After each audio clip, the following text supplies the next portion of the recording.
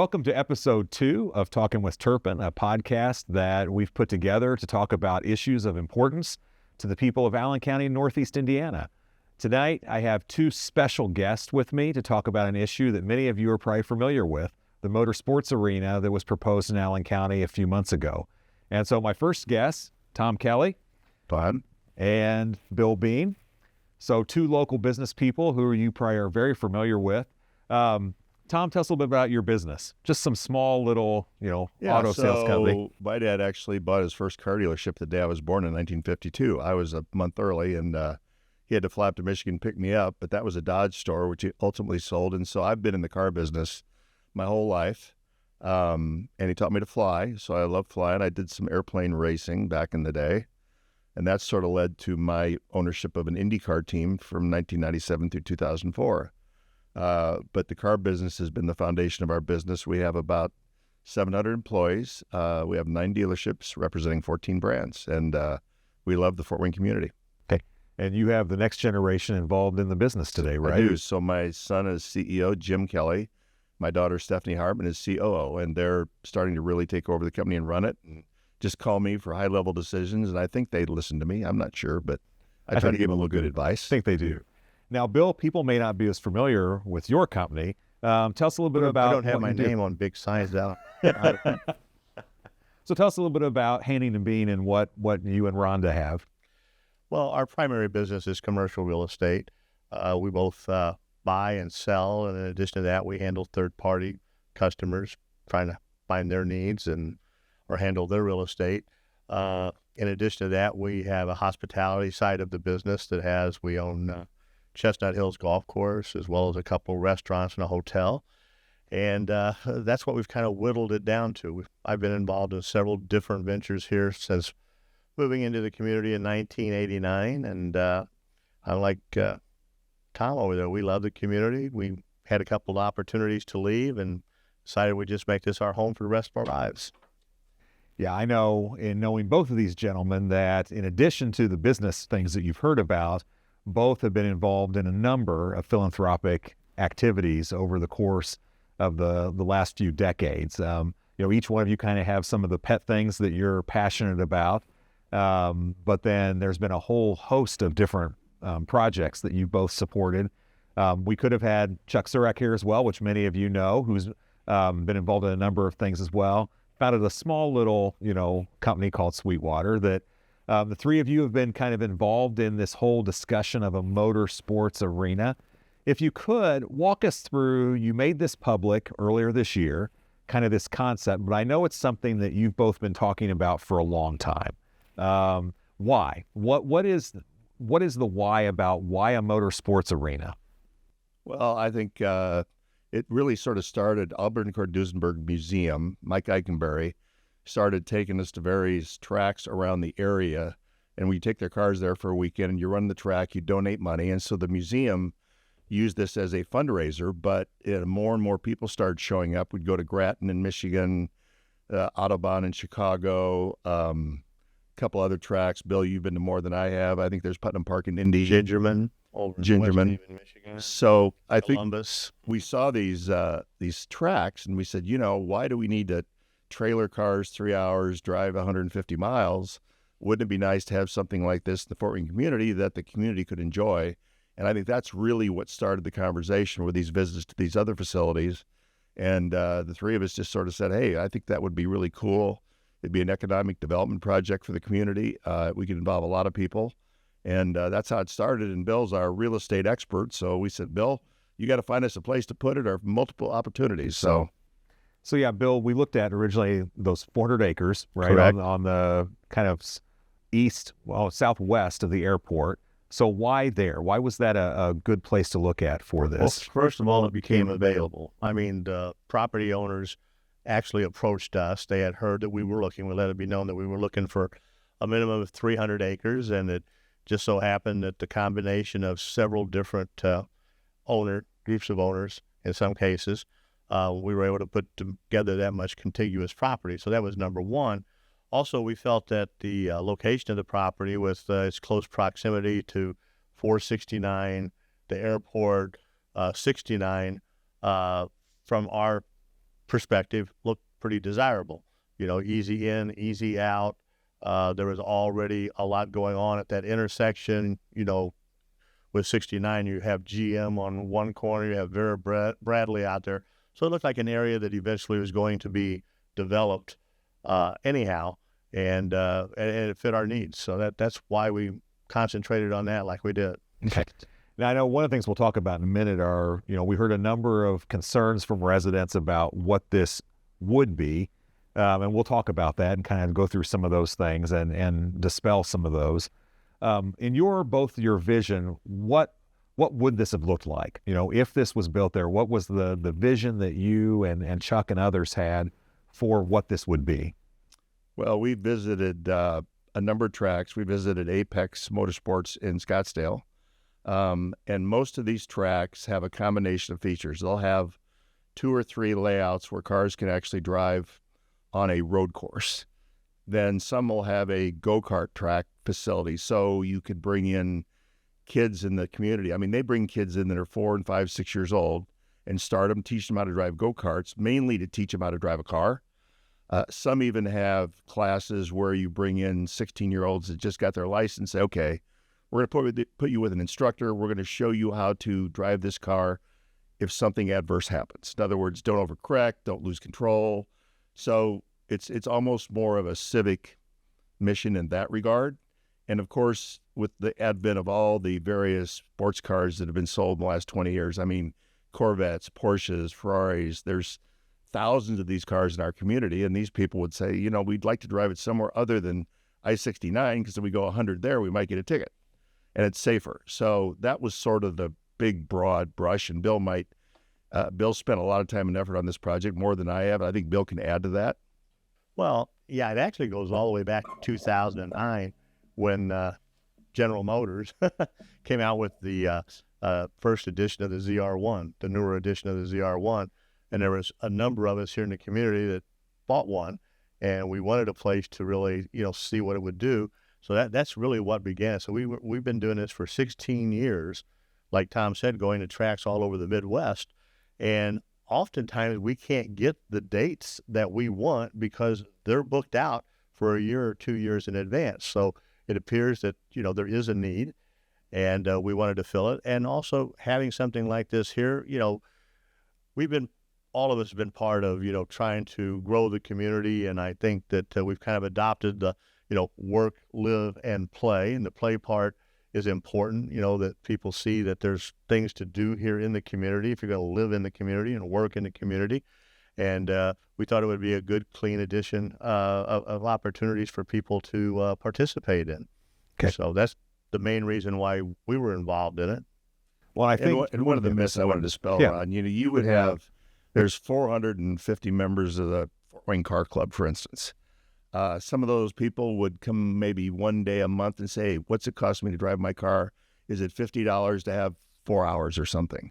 And some members may want to build a garage condo there and spend a lot more than that. So it would be a very diverse group of residents of Northeast Indiana, from people that want to drive their 10-year-old Corvette once a month to people that want to come out there a lot more often than that. So I really want to make sure people understand this is not for 20 quote-unquote rich guys. This is for 400 or 500 people, and there would even be days where you might open up the community to come out, so they wouldn't even have to be members. So it's a lot broader reach than might have been put out there. So let's talk about that for a second, because I know one of the pieces when I was at the community meeting that you did, Bill, down in the Yoder area, and one of the things that you mentioned is this is a $40 to $50 million investment that the investors would put in this. How's that kind of money spent on something like this? I mean, where does the money go? Well, primarily in the track itself. I mean, the track that we were looking at was right around 3.5 miles. So when you're doing 3.5 miles of concrete or asphalt, that's 30, 40 foot wide, and it has to be obviously very, very good quality surface. That's where the bulk of the money. But in addition to that, you have the garages that were part of it. The place where you would have, like, if you had groups like ours come out, that you could have dinner at, a clubhouse, if you will. But that's and the purchase of the land itself. I mean, 400 acres is, that's a big part of it also. So yeah, we looked at somewhere between 40 million, I think, and as much as 65, depending on how things progressed. And I think one of the things you mentioned, Tom, was this idea of this garage condo. What is a garage condo? So a lot of tracks will have a building that's like condos. That's a long garage area on, let's say, pit lane. On the bottom floor, you'll have space for 3, 4, 5, 6 cars, toolboxes, things to work on the car, restrooms. And above that, you'll have a area where people can eat lunch, refrigerators, TVs, relax. Some even have bedrooms where if somebody comes from Chicago that's a member and they want to spend the weekend, they can spend the weekend there. So it all depends on how much demand there is for that. But those are some of the options. And the other thing Bill mentioned for community events, Mike Eikenberry from Auburn Duesenberg Museum said, hey, we'd even like to maybe bring down some historic race cars and have a race car museum on the property and actually watch people drive these cars like they do at the Indy 500. They'll bring a 50-year-old Indy car out and drive it. So they wanted to be able to have events where they could bring in 100 people and have a dinner function and maybe something like that, a reception type of event. So it could be any and all of those things. You both mentioned economic development. How do you see this as an economic development driver? Well, it's just like when we go into a community, we normally take over one hotel. So we'll book as many as 60, 70, 80 rooms. So that, and if you have enough of it going, like these tracks that we've been going to, pretty much in the Midwest, we have about a 7-month, 8-month period of time.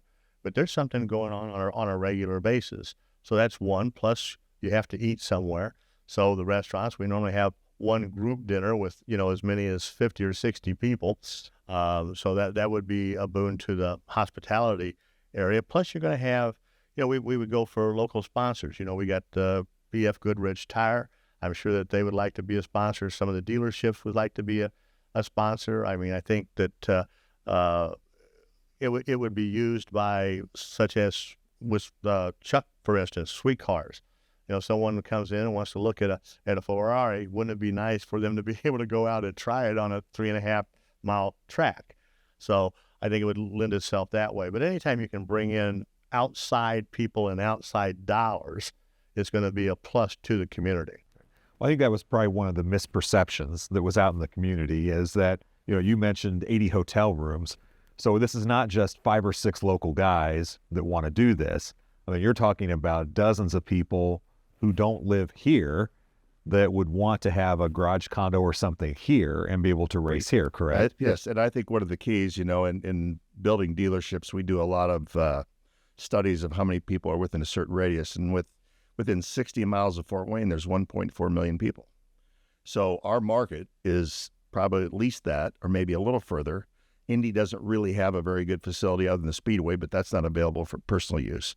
So we think we might draw within 100 miles of people that would come here. Those are the people that would come for a weekend, multiple weekends a year, and spend the night at a nice hotel, eat food here. And so the idea would be to bring a lot of people from outside the community in the community, then also give people in the community an opportunity to go out and have fun and in a safe and very well-planned manner. So let's talk about some of the concerns that I know I heard, the night of that community meeting, plus other things we may have seen in the media. And then let's just talk through each one of them and anything that you guys may have heard of that you want to correct the record on. So one of the biggest concerns, I heard that night was, well, this thing's going to run 24 hours a day and there will be all kinds of lights at night and we won't be able to enjoy the evening. So walk us through what the operational plan was and outdoor lighting, things like that. Well, as I said in the meeting, there would be no night racing. In fact, because of the proximity to the airport, we had to sign off a legal document that there would not be any lights. Not even, we had on there that we weren't even going to do a lit sign so that it wouldn't interfere with any of the approaching aircraft coming into the airport. So even though that was said a number of times right to the very end, I mean, it was still, well, we'll see all these lights here and you'll keep it. The other thing too is, like, I don't know of any of the tracks that we've ever gone to that they allow any activities much past 5 or 6 o'clock in the evening. So there wasn't going to be stuff even going, at 8 or 9 o'clock probably, unless one individual person was maybe out there, working on their car or something like that. But the noise in comparison to, coming off of 469 in the airport and stuff. But we certainly wouldn't have been doing anything. We wouldn't have been starting at 6 o'clock in the morning, most of the tracks. In fact, I think all of them, 8 o'clock. You don't start before 8. By that time, most people are up and on their way to work or whatever else. So, we looked at those type of things, and all three of us were very concerned about the impact on the community. So we wanted to make it as community favorable as possible. Right. So it's probably fair to say that probably the normal operation may be somewhere from maybe 10 to 5 or 6, something like that. Probably be 8 to 4:30 or 8 to 5, something like that, yes. And that's not all year round. I think you said before, Tom, that there's a window, right, of when we can do this. Snow and racetracks don't miss very Yeah, no, I don't think so. Or I don't ice. think so. So, I think another concern that I heard, Bill, was as far as, well, golly, you're buying 400 acres, and so this racetrack's going to take all 400 acres. And so I think you addressed some of that as well, right?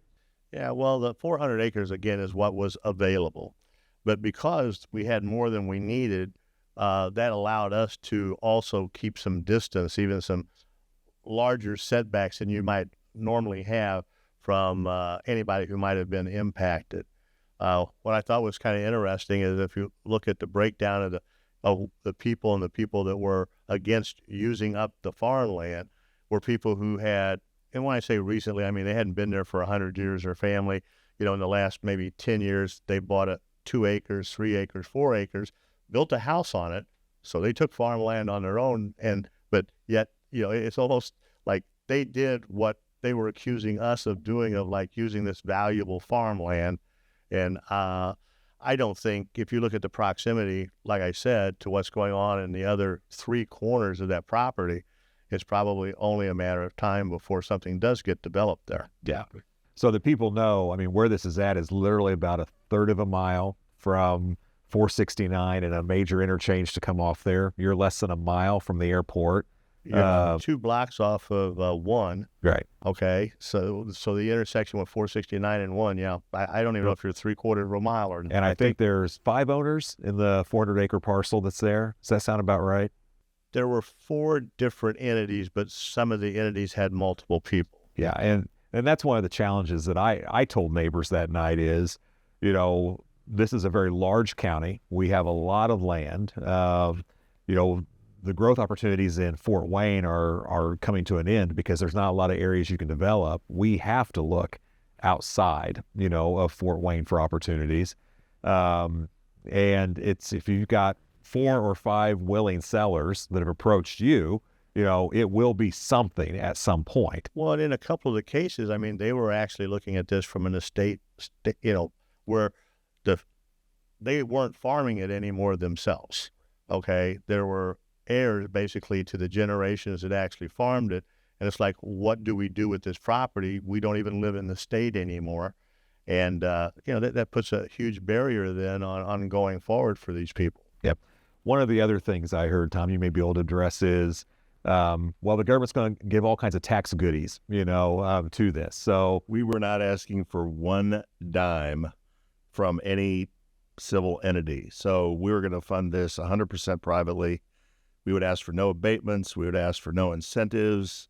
Right off the bat, we said that was a no for Chuck and Bill and myself. We just don't do that. Most of the businesses we do, we don't ask for subsidies because we have competitors in the market. So we don't do that. And the other thing I think that we want to make sure people understand about the concept is that we want as many people in the community to try to be involved as possible. This is not who we're going to keep out.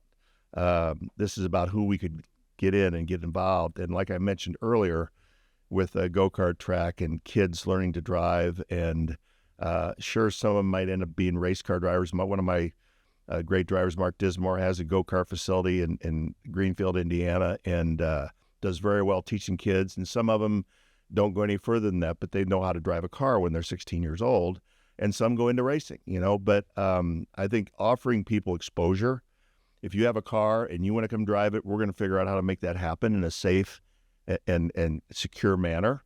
And again, I think the big thing here would be how many people we would bring in. And the other thing is we probably at peak times would have 50 to 70 employees on a weekend that have to be there to provide safety equipment and marshaling and all the things required. Even if there's only 10 cars in the track, a 3.5-mile track requires a lot of spots where you have people in case something does happen, they can get there quickly, or at least advise the other drivers that something happened over here, so slow down or whatever. So it's an employment opportunity. It's an investment opportunity. I mean, we had 3 or 4 contractors already approach us and say, hey, we'd like to put our hand up to do the earthwork. We'd like to do the asphalt work. We'd like to do the concrete work. So, Bill and Chuck and I have always tried to do things to improve our community.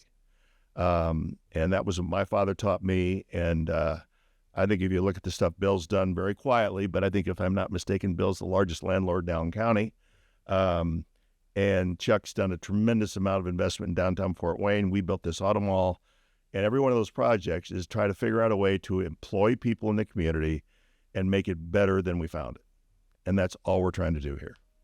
So I think to that point, I think one of the other things that I heard was that concept that, it's going to be open all the time and have thousands of people all there. So, I'm hearing from you, Tom, that, really there'll be more events than people may have thought, because it's not just, 4 guys racing cars. However, I think you still were evolving, a thought of what that could be. From a traffic standpoint, it would have still been a very low impact, type operation. I mean, you might have at the most, in fact, the design has 120 parking spots. So that's what we were kind of figuring at a peak time that you might possibly have there. Well, when you look at the traffic already there on 469 and Indiana Road and, and even Hamilton Road that runs, I think, east and west there, that would almost be negligible in the scheme of the thousands that are already going by the property. So any other thoughts that you guys have of things you heard that you want to dispel or say, anything on? The only other thing, because we had some conversation, and I know this from the past when I had the Navistar test track for a while, we were constantly being asked by local law enforcement, to utilize it for safety training, defensive training, that type of thing. So that would have been another thing for the public, okay, because for some time, I know the sheriff especially, but the city also, they're always looking for those type of opportunities or spaces to use. Let's talk about that for a second, because that was something else that we heard was that, at one point there were other tracks, in Allen County, right? Is there anything remaining in Allen County that would fit the vision of what you had that's existing? Well, a couple of people brought up Bearfield Expressway.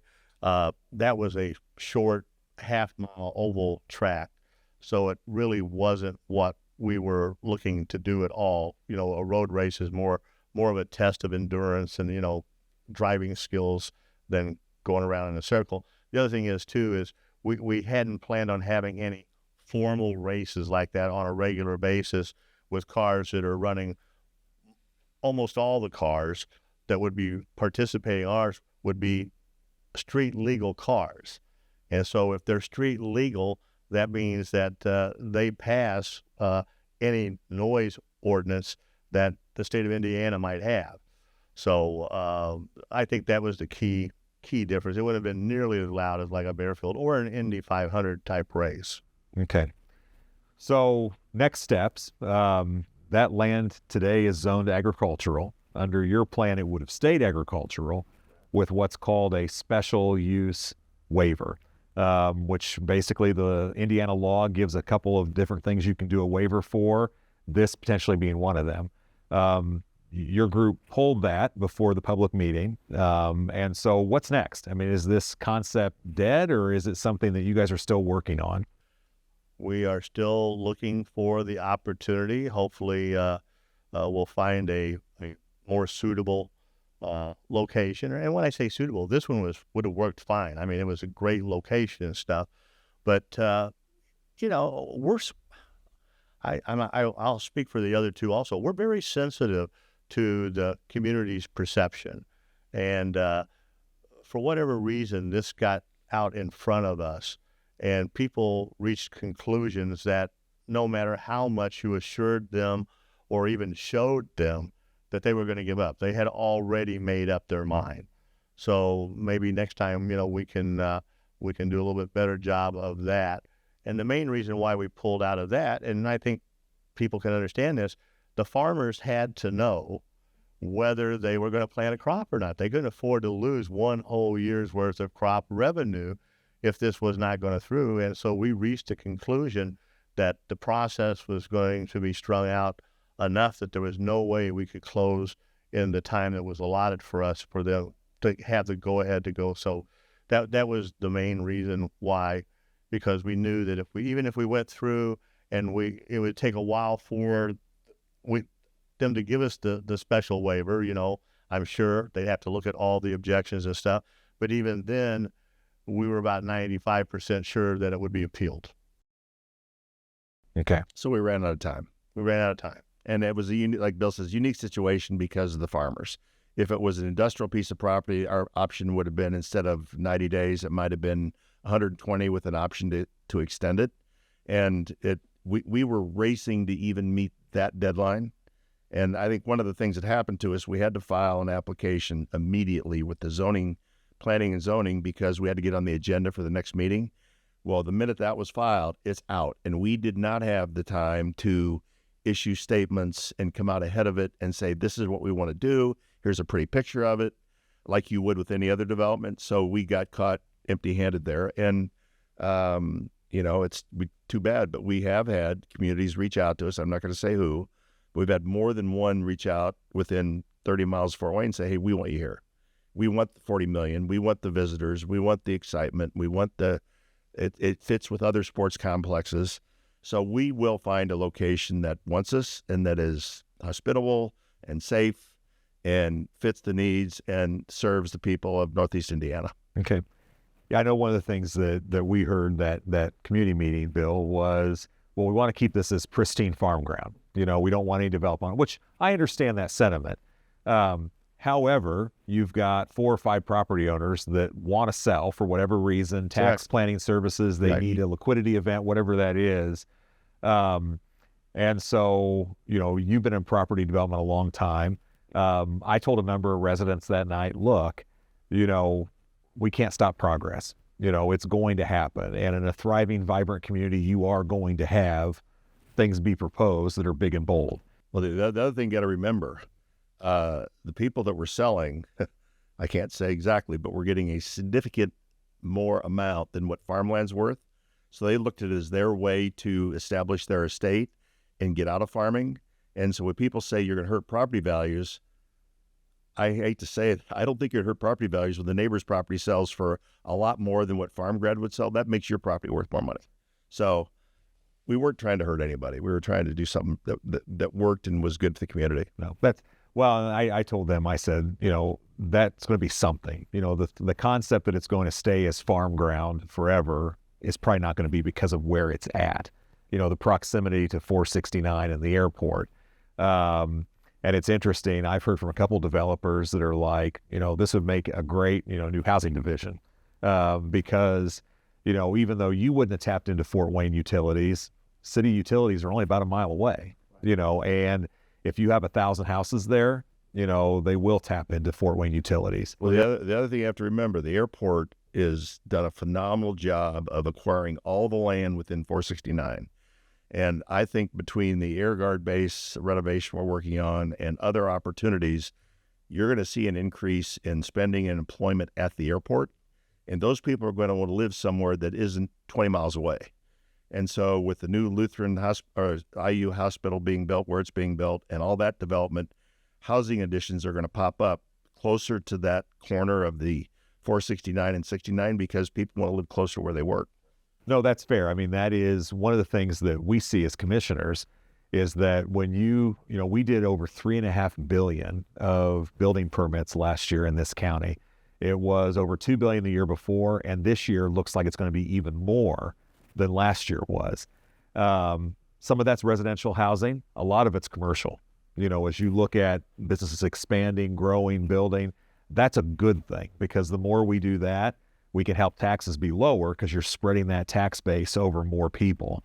And so to your point, Tom, when I look at the future of Allen County in particular, the growth you see is Huntertown, Leo Cedarville, New Haven, and that area, south of 469 around the airport, where you do see IU Health there, you see all those pieces, and we're going to see more of this, in the future. Your project was unique, but it's one we just need to help educate the public that, we are going to see more growth projects because, again, in a growing community, we have to be open to what that looks like.